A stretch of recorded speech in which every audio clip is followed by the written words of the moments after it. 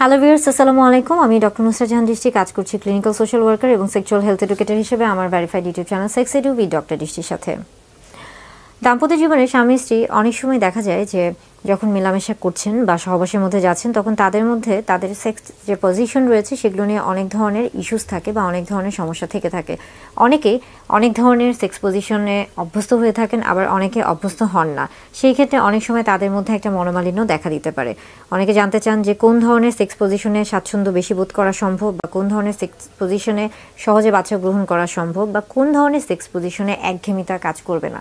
আসলে দাম্পত্য জীবনে স্বামী স্ত্রীর মধ্যে এই যে সহবাসের যে বিষয়গুলি রয়েছে এটা একান্তই তাদের ব্যক্তিগত বিষয়, এবং এই বিষয়গুলি নির্ভর করছে তাদের ব্যক্তির পছন্দের উপরে।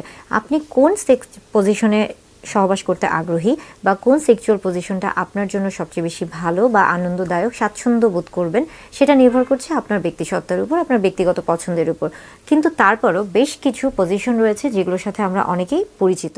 মিশনারি পজিশন এটা সবচেয়ে বেশি ব্যবহৃত হয়ে থাকে বিশেষ করে এশিয়া মহাদেশে, এবং এই পজিশনটিকে বলা হয়ে থাকছে যে ম্যান অন টপ, অর্থাৎ এই ক্ষেত্রে পুরুষ উপরে থাকছে এবং স্ত্রী নিচে থাকছে। আরেকটি পজিশন হচ্ছে উইমেন অন টপ বা কাউগার্ল পজিশন, এই ক্ষেত্রে স্ত্রী উপরে থাকছে, পুরুষ বা স্বামী নিচে থাকছে। এবং আরেকটা বলা হচ্ছে যে ম্যান বিহাইন্ড, অর্থাৎ এটাকে অনেক সময় কিন্তু ডগি স্টাইলও বলা হয়ে থাকছে। এই ক্ষেত্রে দেখা যাচ্ছে যে পুরুষ পিছনে থাকছেন এবং স্ত্রী বা স্বামী, আমরা যদি বলে থাকি যে ডগি পজিশনে, সেই ক্ষেত্রে দেখা যাচ্ছে যে পুরুষ বা স্বামী তিনি পিছনে থাকছেন এবং স্ত্রী উপর হয়ে থাকছেন।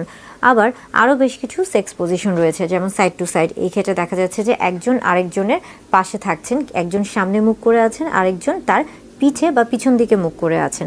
এবং আরেকটি বহুল পরিচিত এবং নতুন যে পজিশনটি সবচেয়ে বেশি প্রচলিত হয়েছে সেটি হচ্ছে 69 পজিশন। এই ক্ষেত্রে দেখা যাচ্ছে যে একজন স্বামী বা স্ত্রী একজনের মাথা যেই দিকে থাকছে তার আরেকজনের মাথা অন্য দিকে থাকছে। এটা তারা সামনাসামনি থাকতে পারে অথবা তারা এটা পাশাপাশিও থাকতে পারে। এটা নির্ভর করছে আসলে ব্যক্তিদের উপরে বা ব্যক্তিদের পছন্দের উপরে।